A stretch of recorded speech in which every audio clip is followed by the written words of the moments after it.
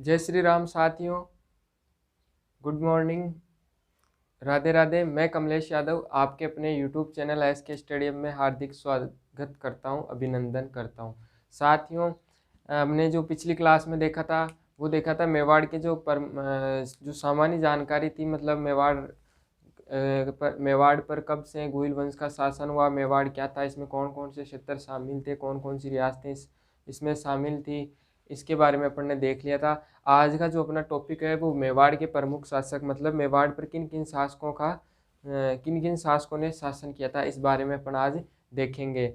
और साथियों, आप सभी को अगर जो हमारे पिछले वीडियो थे वो नहीं देखे हो तो वो देखना, आपको लिंक है जो हर वीडियो के डिस्क्रिप्शन में आपको पिछले वाले वीडियो की लिंक उपलब्ध रहती है, तो आप उसको देख लिया करो। और आज जो मेवाड़ के प्रमुख शासकों के बारे में अपन चर्चा करें तो उनमें आते हैं मुख्य रूप से, एक तो जो पहला शासक आएगा या जिसको क्या वास्तविक शासक के नाम से भी जाना जाता है, तो वो शासक की बात करें तो वो कौन थे, तो वो थे कालभोज। कालभोज मतलब बप्पा रावल। कौन थे बप्पा रावल? कोई जो मूल नाम था वो कालभोज था, ठीक है। फिर बात करें तो वो आता है अल्लट या आलू रावल। कौन? अल्लट या आलू रावल आता है। फिर बात करें वो आता है शक्ति सिंह। कौन आएगा? शक्ति सिंह। फिर बात करें अगला शासक की तो वो आएगा जैत्र सिंह। कौन आएगा? जैत्र सिंह आएंगे। फिर कौन आएगा? फिर आएगा क्षेत्र सिंह। फिर बात करें अपन आगे, ऐसे ही बात करें तो फिर जैसे रावल रतन सिंह है, तो इन सब के बारे में अपन चर्चा करेंगे। तो आज अपन जो रावल रतन सिंह है, इनसे पहले जो भी प्रमुख शासक रहे थे इनके बारे में आज अपन चर्चा करेंगे, ठीक है साथियों। और फिर जो रावल रतन सिंह है इनके बारे में अलग से चर्चा करेंगे, क्योंकि ये एक बहुत मेवाड़ के शासक में बहुत ही महत्वपूर्ण टॉपिक है, तो इसकी अलग से ही क्लास लेंगे। तो आज की जो क्लास है जो भी रावल रतन सिंह के पहले जितने भी शासक हैं उनके बारे में अपन चर्चा करते हैं, ठीक है साथियों। तो आज चलते हैं अपने टॉपिक की ओर, ठीक है। तो प्रमुख शासकों के बारे में बात करें तो पहला जो शासक है वो आएगा कौन? कालभोज। कौन आएगा? इसको आप बप्पा रावल लिखो, कालभोज अपन बाद में लिखेंगे। बप्पा रावल कौन है? बप्पा रावल। और क्या नाम था इनका? मूल नाम जो था वो अपने को इतिहास में पढ़ने को मिलेगा, क्या? कालभोज। कई बार बस यही काम हो जाता है, कई एग्जाम में से है कि यहीं पर काम हो जाता है, आगे घुसता ही नहीं है मेवाड़ के शासकों में। जैसे अभी राजस्थान पुलिस के पेपर में आया था कि बप्पा रावल का मूल नाम क्या था, तो क्या नाम था? कालभोज था। यही क्वेश्चन समाप्त हो गया कि कालभोज किसका नाम, या तो पूछ लेगा कालभोज का जो नाम था, और कालभोज को किस नाम से जाना जाता है, तो बप्पा रावल के नाम से जाना जाता है, ठीक है साथियों। अब इसका जो शासन रहा था वो कब से कब तक रहा था, तो इसकी बात करें तो 734 ईस्वी से 753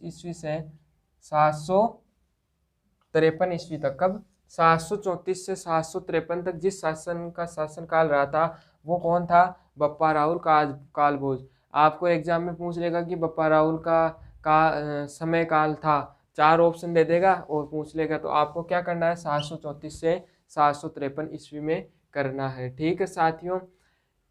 जब ये जो कालभोज था ये कोई किसी भी मतलब शासक का पुत्र नहीं था, या फिर मान लो किसी वंश से इसका कोई लेना देना नहीं था, ये इतना बड़ा नहीं था। ये था कि एक हारित ऋषि थे। हारित ऋषि की ये क्या करते थे? गायें चराते थे और बहुत ही ईमानदार थे। उनके क्या थे? अनुयायी थे। हारित ऋषि के क्या थे? ये अनुयायी थे। तो उन्हीं के सामर्थ्य में ये पले बड़े। वो इनकी गायें लाते थे और बदले में इनको खाना मिल जाता था, रहने के लिए घर मिल जाता था। तो जो हारित ऋषि थे, इन्हीं के आशीर्वाद से ये क्या करते हैं, जो अपने चित्तौड़गढ़ पर क्या करते हैं, उन्हीं के आशीर्वाद से ये अधिकार करते हैं। और फिर वहाँ पे एकलिंग जी का आशीर्वाद से वहाँ पे शासन करते हैं। स्वयं को तो उनका दीवान मानते हैं, और उनको क्या मानते हैं ये, कि ये हमारे जो वास्तविक जो राजा है, ये तो ये है, मैं तो इनका दीवान हूँ, ये कहकर वहाँ पे शासन करते हैं। और उनका मंदिर भी बनवाते हैं कैलाशपुरी उदयपुर के अंदर। तो अब देखते हैं अपन आगे। 734 इनका हो ही गया। तो इनका लिखो आप गुरु का नाम। कौन थे इनके गुरु? तो इनके गुरु का आप सभी को पता होगा, हारित ऋषि। क्या नाम था? हारित ऋषि इनके गुरु का नाम था। इनकी क्या क्या करते थे? ये गायें चराते थे। ठीक है, आगे बात करें। गुरु हारित ऋषि की क्या करते थे? गायें चराते थे। ठीक है साथियों, फिर क्या करेंगे ये, और इनको आप इनके उपनाम क्या क्या थे? उपाधियां, जो इनकी उपाधियां थी वो पहले लिख लो एक बार आप। उपाधियां इनकी जो थी वो क्या क्या थी? ठीक है, तो एक तो हिंदू सूरज के नाम से इनको जाना जाता है। हिंदू सूरज, किस नाम से? हिंदू सूरज के नाम से जाना जाता है। और किस नाम से जाना जाता है? एक जाना जाता है राजगुरु। क्या? राजगुरु के नाम से भी इन्हीं को जाना जाता है। और एक जो नाम है इनका वो है चकवे, मतलब चकवे की भी इनको उपाधि मिली है। चकवा क्या होता है? एक पक्षी होता है जिसकी चारों दिशाओं में क्या होती है? नजर होती है। क्या होती है? चारों दिशाओं पर नजर रखने वाला। ये हिंदी समानार्थी शब्दों में भी, या वो जो शब्दावली आती है उसके अंदर आपको पूछ सकता है। चारों दिशाओं को देखने वाला या ध्यान रखने वाला। तो कौन हो गया? चकवा। तो चकवे की आ जाए, और आपको चकवे की उपाधि कौन से शासक की थी? तो कालभोज की थी, ये आपको याद। और ये चकवे की उपाधि इनको मिली, उसका भी आगे जिक्र करेंगे कि इन्होंने पाकिस्तान तक अधिकार कर लिया था। कहाँ तक? पाकिस्तान का रावलपिंडी शहर है, वहाँ का नाम भी इसी के नाम पे पड़ा है। आगे बात करें तो इनको क्या मेवाड़ का वास्तविक संस्थापक कहा जाता है? मेवाड़ का वास्तविक संस्थापक कौन है? आपको पूछ ले कि मेवाड़ का वास्तविक संस्थापक कौन था, तो मेवाड़ का जो वास्तविक संस्थापक था वो कालभोज था, या बप्पा रावल था। ठीक है साथियों, और क्या करते हैं? अब ये जो एकमात्र ऐसी प्रशस्ति है जहां हमें ये जानने को मिलता है कि बप्पा रावल और कालभोज अलग अलग हैं। वो क्या कहती है कि बप्पा रावल और कालभोज अलग अलग है। बाकी सब जो इतिहासकार हैं वो ये बताते हैं कि बप्पा रावल और कालभोज एक ही हैं। लेकिन जो राज प्रशस्ति है वो क्या कहती है? राज प्रशस्ति नहीं, रणकपुर प्रशस्ति है, वो ये कहती है कि कालभोज और बप्पा रावल अलग अलग हैं। तो ठीक है, ये भी आप नोट करके लिखना। रणकपुर प्रशस्ति में रणकपुर प्रशस्ति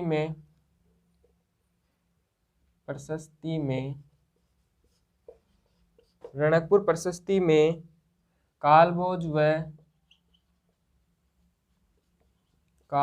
व बप्पा रावल को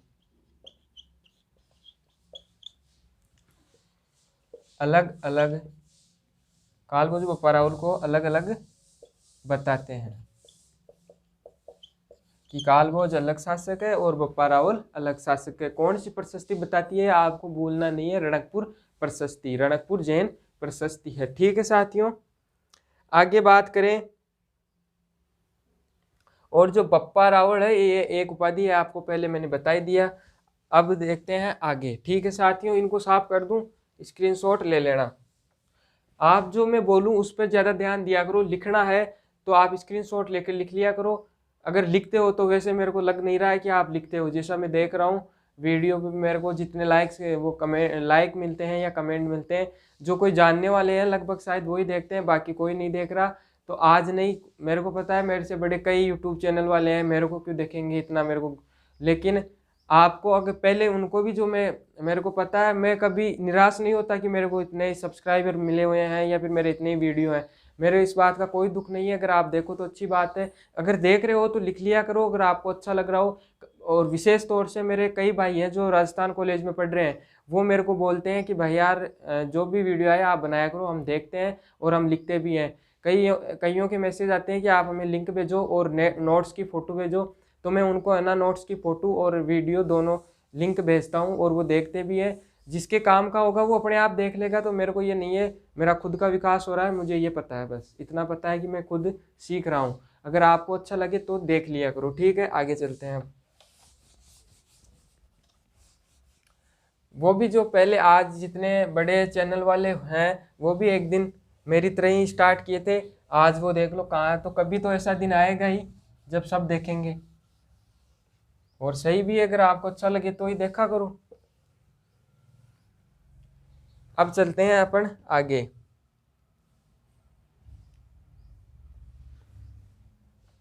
लिखो, इसने हारित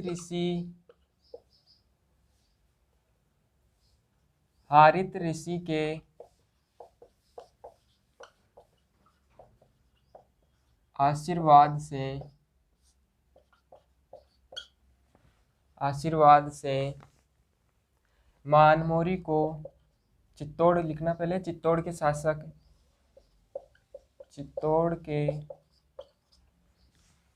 के शासक मानमोरी को पराजित कर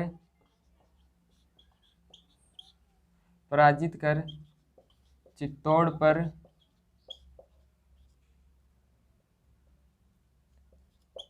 पर अधिकार किया।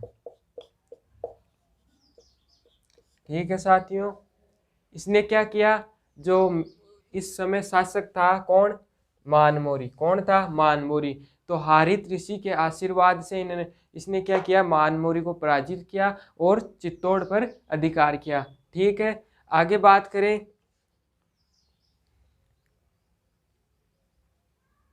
और राजधानी जो बनाई थी इसने, राजधानी वो बनाई, वो थी नागदा उदयपुर। कौन सी थी?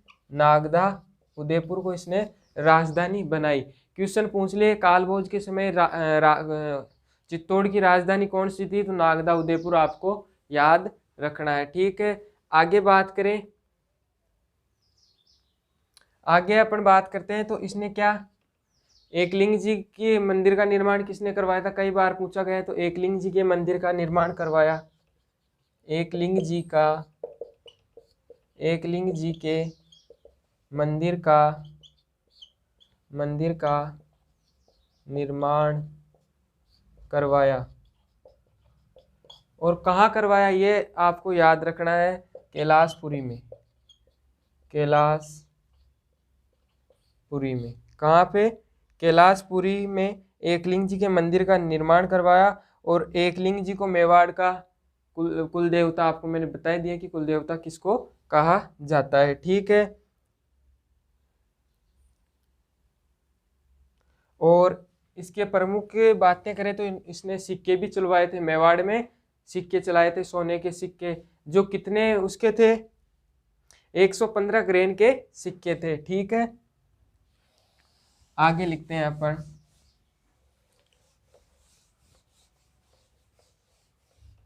लिखो, कालभोज या बप्पा रावल ने सोने के सिक्के चलाए।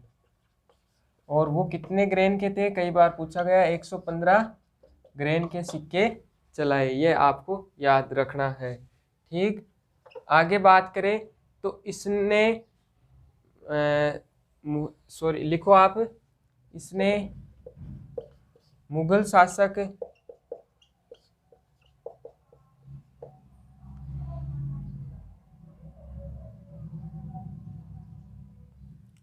मुस्लिम सेना करो, मुगल शासक नहीं, इसने मुस्लिम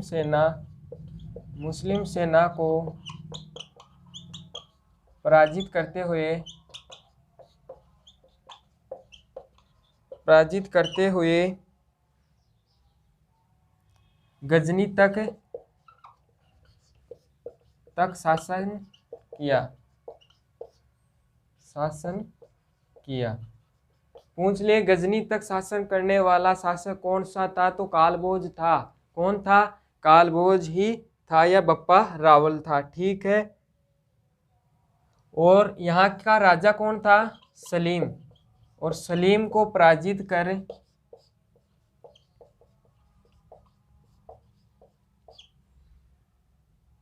सलीम को पराजित कर अपने भांजे को, इनका भांजा था, अपने भांजे को वहाँ का शासक नियुक्त किया, वहाँ का शासक नियुक्त किया।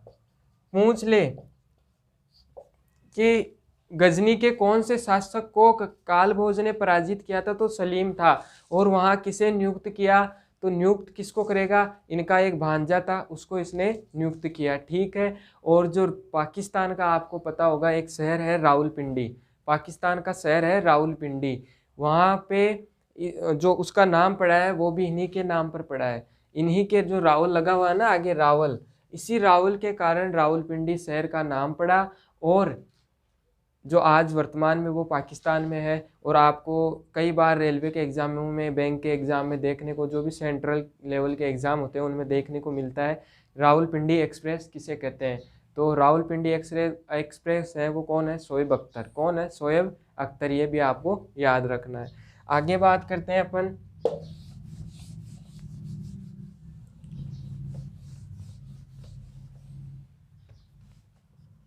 रावलपिंडी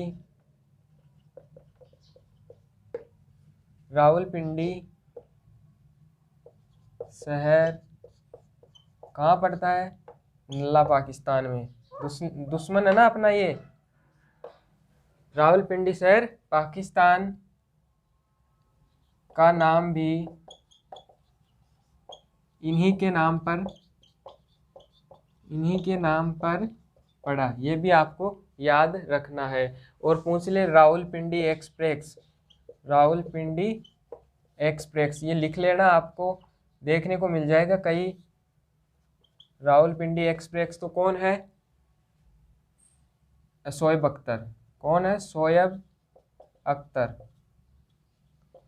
ठीक है। और पूछ ले ढींग एक्सप्रेस, तो अभी हाल ही में जो डीएसपी बनी है कौन, हिमा दास, वही क्या है, ढींग एक्सप्रेस है। ये भी आप याद कर लेना, करंट के क्वेश्चनों में आपको देखने को मिल जाएगा। ठीक है। आगे चर्चा करें अपन, सीवी वेद ने बप्पा रावल की तुलना, जो सीवी वेद थे उसने बप्पा रावल की जो तुलना की है, फ्रांस का एक सैनिक था, फ्रांस के कमांडर चार्ल्स मॉर्टेल से की है। तो ये भी लिखने वाली बात है, ये कथन तो नहीं है, लेकिन जो इनके बारे में कहा गया है, किसने कहा है, सीवी वेद ने।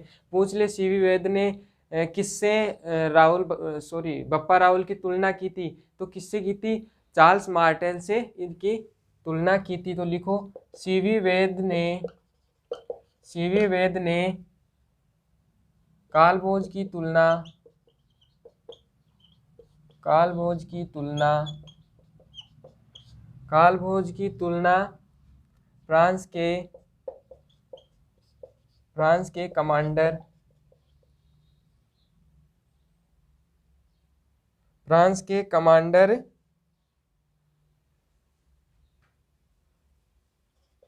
फ्रांस के कमांडर चार्ल्स मार्टेल से की। ठीक है, ये आप लिख लेना, किससे की थी, मार्टेल से। किसने कहा, सीवी वेद ने कहा। और कहाँ का जो किसके तुलना कौन से कमांडर से की थी, तो फ्रांस के कमांडर से की थी। ये भी आपको याद रखना है, फ्रांस का था ये कमांडर। और अब बात करते हैं बप्पा रावल की समाधि की। तो लिखो बप्पा रावल की समाधि नागदा में है, नागदा। पूछ ले कि बप्पा रावल का समाधि स्थल कहाँ है, नागदा में। और जो ये समाधि स्थल है इसको किस नाम से जाना जाता है, तो इसको बप्पा रावल का स्मारक के नाम से जाना जाता है। बप्पा रावल स्मारक के नाम से जाना जाता है। पूछ ली कि बप्पा रावल के स्मारक को किस नाम से जाना जाता है, तो बप्पा रावल स्मारक के नाम से जाना जाता है। तो ये जो प्रमुख बातें थी बप्पा रावल के बारे में, ये मैंने आपको बता दी। अब अपन चलते हैं, वो कौन सा शासक है, आलू रावल या अल्लट या आलू रावल। ठीक है, इसके बारे में अपन चर्चा करते हैं, ये आप लिख लेना। और अगर वीडियो नहीं देखते हो, तो अगर आप लिखते नहीं हो, ऐसे ही टाइम पास सब्सक्राइबर करके लाइक करने के लिए करते हो, तो मत देखा करो। आप इसको देखो, आपके कुछ काम आए तो आगे भी शेयर किया करो, थोड़ा आपका सपोर्ट मिलेगा तो हम और बेहतर करेंगे। ठीक है साथियों, अब आगे चर्चा करते हैं अपन। वो शासक है कौन? आलू रावल। कौन है? आलू रावल। अगला जो शासक है आलू रावल या अल्लट, इसको ही क्या कहते हैं? अल्लट भी कहते हैं। इसके शासनकाल की बात करें अपन तो इसका शासनकाल था वो था 951 से 951। ये शासन भी आप याद किया करो, वैसे बहुत कम पूछता है, लेकिन जो मिलान वाले चिन्ह आते हैं उनमें ये देखने को मिल जाते हैं ऐसे क्वेश्चन। अगर आप एसआई वगैरह की तैयारी करते हैं उनमें तो आपको ये दिखेगा ही दिखेगा। ठीक है, 951 से लेके ये रहा था 971 तक, 951 से 971 तक ये इसने शासन किया। अब इसके बारे में अपन देखें तो मूल नाम क्या हो गया इसका? आलू रावल हो ही गया, ये आपको याद रखना है। इसने आहड़ उदयपुर को राजधानी बनाई। इसने आहड़ उदयपुर को राजधानी बनाई। किसको बनाई राजधानी? आहड़ उदयपुर को राजधानी बनाई। आगे इसकी बात करें, आहड़ में वराह मंदिर का निर्माण, वराह मंदिर का निर्माण करवाया। वराह मंदिर का निर्माण किसने कराया था? वराह मंदिर का निर्माण करवाया, पूछ ले कि वराह मंदिर का निर्माण किसने करवाया, तो आलू रावल ने करवाया था। नागदा से ये कौन सी है? दूसरी राजधानी बनेगी ये आहड़ उदयपुर। आहड़ उदयपुर की कौन से नंबर की राजधानी रही? दूसरे। पहले नंबर पे कौन सी थी? तो वो थी नागदा। कौन सी थी? नागदा। ठीक है, ये कौन सी हो गई? दूसरे नंबर की राजधानी हो गई। आगे इसकी बात करें, इसने सबसे बड़ी बात है ये, इसने सर्वप्रथम नौकरशाही का गठन किया था। और कई बार एग्जाम में जो क्वेश्चन आता है यही आता है, ये सबसे मोस्ट जो क्वेश्चन है यही है कि किसने नौकरशाही का गठन किया था।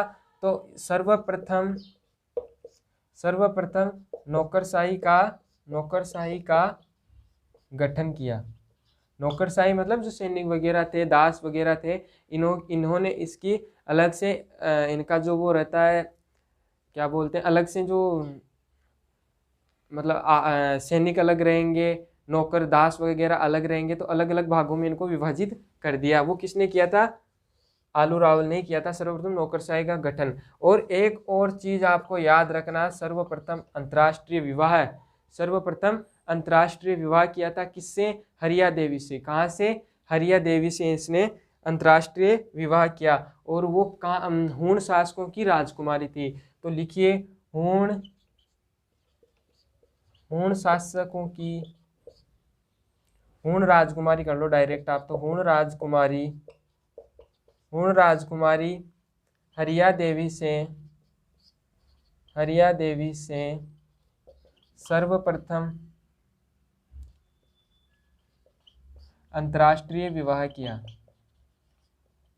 राजस्थान की बात करें, सर्वप्रथम अंतर्राष्ट्रीय विवाह भी इन्होंने ही किया। ठीक है साथियों, ये थी आलू रावल के बारे में विशेष बातें। ठीक है, अगला जो शासक आता है वो आता है शक्ति सिंह। कौन सा शासक आएगा? शक्ति सिंह। ठीक है, ये आप लिख लेना। 4 ही बातें थी इसके बारे में प्रमुख रूप से जो मैंने आपको बता दी। क्या क्या थी? आलू रावल अल्लट ने 951 से 971 तक शासन किया था, और इसने आहड़ उदयपुर को राजधानी बनाई, और आहड़ में वराह मंदिर का निर्माण करवाया, सर्वप्रथम नौकरशाही का गठन किया, और हूण राजकुमारी हरिया देवी से शादी की। ये इसकी प्रमुख बातें हो गई। अगला शासक कौन सा आता है? वो आता है शक्ति सिंह। कौन आएगा? शक्ति सिंह। लिखो शक्ति सिंह के बारे में अपन अब देखेंगे। शक्ति सिंह, तो तीसरे नंबर पे जो शासक आता है वो है शक्ति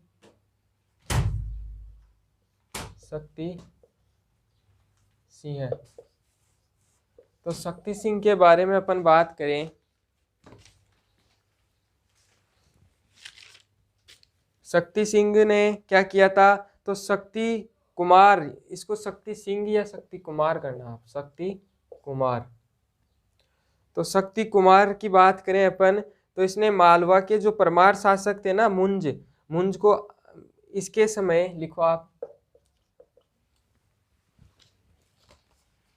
इसके समय मालवा के परमार शासक मुंज ने आहड़ पर आक्रमण किया,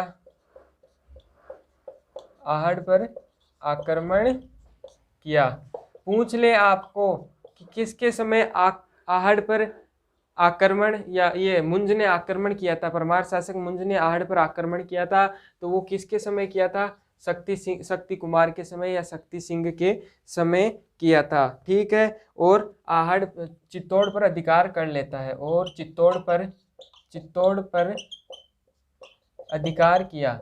तो चित्तौड़ पर अधिकार किसके समय किसने किया? तो ये मुंज ने किया था। किसके समय? तो शक्ति कुमार के समय ये शासन किया था। ठीक है। और जो परमार शासक था, इसके बारे में लिखो। परमार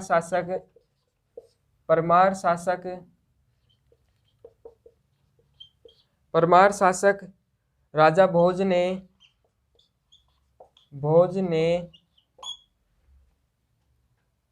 चित्तौड़ में त्रिभुवन नारायण मंदिर का निर्माण कराया। त्रिभुवन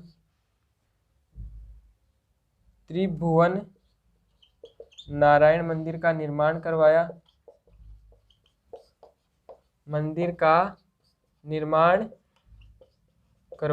और इस मंदिर का निर्माण करवाया, लेकिन इसके बारे में यह कम बार पूछा जाता है, लेकिन यह पूछा जाता है कि इसका जीर्णोद्धार किसने करवाया? तो वो मोक्कल ने करवाया था, जिसके कारण इसको वर्तमान में समिधेश्वर मंदिर या मोक्कल का मंदिर के नाम से भी जाना जाता है।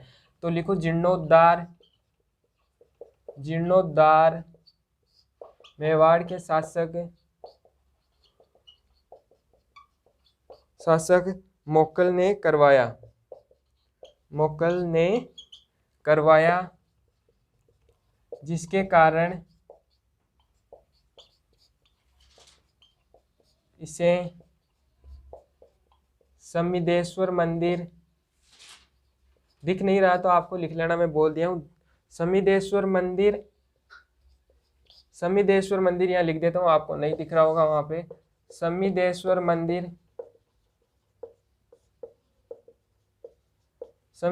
मंदिर या मोक्कल का मंदिर। तो ये बात है कि इसको किस नाम से, कौन से मंदिर को? त्रिभुवन नारायण मंदिर को। कहाँ पर है ये मंदिर? चित्तौड़गढ़ में। यह आपको याद रखना है। ठीक है साथियों। तो शक्ति कुमार के बारे में इतना ही है कि इसके समय में जो आहड़ पर है आक्रमण किया था किसने? मुंज ने। और आक्रमण किया मुंज ने और चित्तौड़ पर अधिकार कर लिया, यह आपको याद रखना है। अगला जो शासक आता है वो आता है जेत्र सिंह। कौन सा आएगा? जेत्र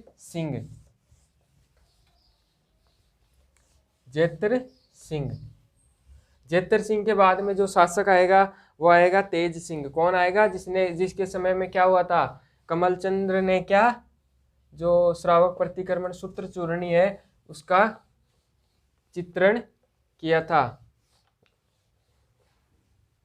तो आगे लिखो, चौथे नंबर पे जेत्र सिंह। कौन आएंगे? जेत्र सिंह। अब देखते हैं अपन जेत्र सिंह के बारे में।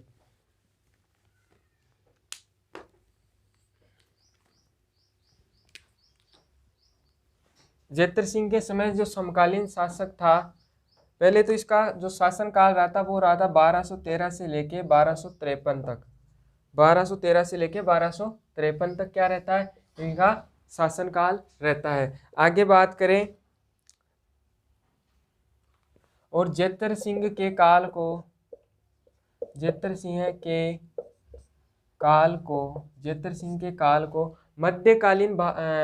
मध्यकालीन मेवाड़ का स्वर्ण काल कहा जाता है। ठीक है। जेत्र सिंह के काल को मध्यकालीन मेवाड़ का स्वर्ण काल कहते हैं।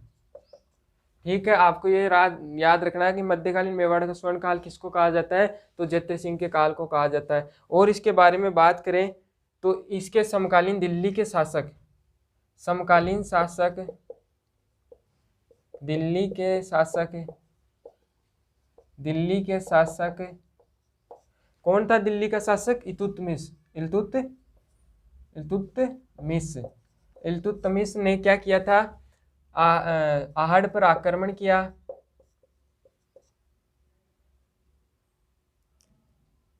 आहड़ नागदा आएगा, नागदा पर, आहड़ नहीं होगा, आहड़ तो फिर बाद में आएगी। नागदा पर, नागदा पर आक्रमण, नागदा पर आक्रमण किया। और ये आक्रमण कब किया? 1222 ईस्वी में किया। 1222 में नागदा पर आक्रमण किया। ठीक है, और आक्रमण तो कर दिया, लेकिन विजय क्या हुई? लेकिन विजय जयत्र सिंह की हुई, लेकिन जो इसकी राजधानी थी ना नागदा, ये पूरी तरह से क्या हो गई? तहस नहस हो गई थी। नागदा पूर्ण तरह से तहस नहस हो गई। और इसने नई जो राजधानी बनाई थी वो बनाई थी चित्तौड़ को। नागदा, नागदा पूरी तरह से नष्ट होने के कारण, नष्ट होने के कारण जयत्र सिंह ने, जयत्र सिंह ने चित्तौड़ को अपनी राजधानी बनाई। किसको बनाई बताओ? चित्तौड़ को। और ये क्या थी? मेवाड़ की तीसरी राजधानी बन चुकी है। कौन से नंबर की? तीसरी राजधानी। पूछ लेगा मेवाड़ की तीसरी राजधानी कौन सी बनी, किसके समय बनी, तो वो बनी थी चित्तौड़। और चित्तौड़ कौन किसकी थी? आपको पहले याद रखनी है, नागदा किसने बनाई? कालभोज ने।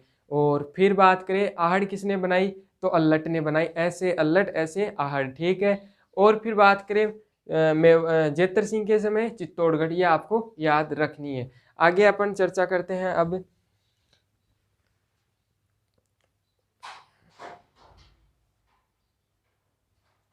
और ये जो ये युद्ध के बारे में अपन को जो जानकारी मिलती है, ये जयत्र सिंह की रचना, जय सिंह सूरी, जयत्र सिंह की, सॉरी जय सिंह सूरी लिखो इसको, जय सिंह सूरी की रचना, जय सिंह की सूरी की जो रचना थी, वो रचना हमीर मदमर्दन, हमीर मदमर्दन में हमें ये जानकारी मिलती है। और 1248 में नसीरुद्दीन मोहम्मद ने भी चित्तौड़ पर आक्रमण किया था। तो लिख लो 1248 में नसीरुद्दीन मोहम्मद ने भी चित्तौड़ पर आक्रमण किया, लेकिन ये क्या रहा? विफल रहा। कोई असर नहीं पड़ा, जैसा था वो आया और लौट गया। ठीक है, कुछ भी नहीं हुआ था। अब आगे जो शासक आएगा वो आएगा तेज सिंह। तेज सिंह के बारे में बस एक जो मेवाड़ का प्रसिद्ध ग्रंथ है श्रावक प्रतिक्रमण सूत्र चूरणी, जिसकी रचना कमलचंद्र ने की थी, वो वाली लाइन लिखनी है अपन को, और ज़्यादा कुछ नहीं है इसके बारे में। तो आप लिखो तेज सिंह। कौन आएगा? तेज सिंह। लिखो तेज सिंह, तेज सिंह। तेज सिंह के बारे में अपन को लिखना है, इसके समय मेवाड़ के प्रसिद्ध ग्रंथ,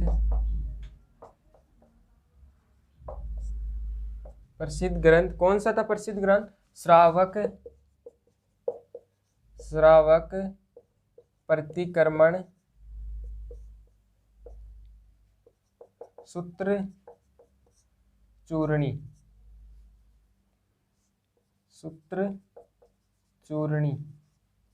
श्रावक प्रतिक्रमण सूत्र चूरणी की जो रचना की थी वो किसने की थी? कमलचंद्र ने। तो ये आपको याद रखना है, ये जो श्रावक प्रतिक्रमण सूत्र चूर्ण की जो ग्रंथ लिखा गया था किसके शासनकाल में लिखा गया था, तेज सिंह के शासनकाल में लिखा गया था। और रचना जो की थी वो किसने की थी, ये की थी कमलचंद्र ने। ठीक है, इतना आपको याद रखना है, कमलचंद्र ने इसकी रचना की थी। ठीक है, अब अगला जो शासक आएगा उसके बारे में छोटा सा है, वो आता है समर सिंह। कौन आएगा, समर सिंह। समर सिंह, समर सिंह के बारे में अपन ज़्यादा कोई इतना नहीं है। ये क्या करता है, इसके दो पुत्र थे, कुंभकर्ण और रावल रतन सिंह। कुंभकर्ण तो क्या करता है, नेवाड़ में जाके गोहिल वंश की स्थापना करता है। इतना मतलब एक महत्वपूर्ण है कि किसने गोहिल वंश की स्थापना नेपाल में की थी, तो वो कुंभकर्ण ने की थी। और ये किसका पुत्र था, समर सिंह का पुत्र था। और इसका एक पुत्र कौन था, रावल रतन सिंह, जिसके बारे में अपन अगली जो क्लास होगी उसमें विशेष रूप से लिखेंगे। तो आज आप लिखो समर सिंह। समर सिंह एक तो इसने क्या, पृथ्वीराज चौहान तृतीय का तराइन के युद्ध में सहयोग किया था। क्या किया था, तराइन का जो युद्ध था उसमें इसने सहयोग दिया था, किसका, पृथ्वीराज चौहान थर्ड का। अब बात करते हैं, इसके दो पुत्र थे, कौन कौन से थे। एक तो था कुंभकर्ण ही था ना, हाँ कुंभकर्ण था। और दूसरा कौन था, रावल रतन सिंह है। तो रावल रतन सिंह तो मेवाड़ का शासक बनता है। और ये क्या करता है कुंभकर्ण, ये नेपाल में गोहिल वंश की स्थापना करता है। और जो ये रावल रतन सिंह है, ये मेवाड़ का गोहिल वंश का अंतिम शासक रहेगा। तो अब आपको याद यही रखना है, कुंभकर्ण जो नेपाल में गोहिल वंश की स्थापना की थी, ये इसमें मुख्य। और समर सिंह ने पूछ ले कि कौन से शासक ने तराइन के युद्ध में पृथ्वीराज चौहान थर्ड का सहयोग किया था, तो वो किसने किया था, समर सिंह ने किया था। किसने किया था, समर सिंह ने किया था। तो साथियों, आज अपने देखा मेवाड़ के इतिहास के बारे में, जो प्रमुख शासक थे इनके बारे में देखा। अगला जो शासक आएगा रावल रतन सिंह आएगा। कौन आएगा, रावल रतन सिंह। तो ये अपनी आज की क्लास आपको पसंद आई होगी। बहुत ही शानदार तरीके से मैंने आपको समझाने की कोशिश की है। जितना मैटर मैंने पढ़ रखा है, मेरे को जितना मेरे पास है वो आपको पूरा बताया है। और अगर कोई छोटा जो रहा है तो आप एक्स्ट्रा देख लिया करो। तो साथियों, ज़्यादा से ज़्यादा अपने मित्रों के पास शेयर किया करो, ताकि और किसी को भी फ़ायदा हो सके। कोशिश पूरी करते हैं, बहुत कम लोग देखते हैं तो ऐसे डिमोटिवेट होते हैं, लेकिन फिर भी हम ऐसा नहीं होने देते हैं, खुद को कैसे जैसे मोटिवेट करते रहते हैं। और एक छोटी सी मोटिवेशनल लाइन है, वो मैं आपको भी सुनाना चाहता हूँ। ठीक है, शाखों से गिरकर टूट जाऊं, शाखों से टूटकर गिर जाऊं, मैं वो पत्ता नहीं, वो पत्ता नहीं। आंधियों से कह दो कि वो अपनी औकात में रहे। तो आंधियों जो मतलब जो भी आपके रुकावटें आ रही है, उनसे कह दो आप कि अपनी औकात में रहे। हमें जो अपना जो मंजिल है वो पाकर रहनी है। ठीक है साथियों, आज की क्लास में इतना ही। धन्यवाद। जय हिंद, जय भारत। और आप सभी वीडियो को लाइक शेयर करना। Thank you.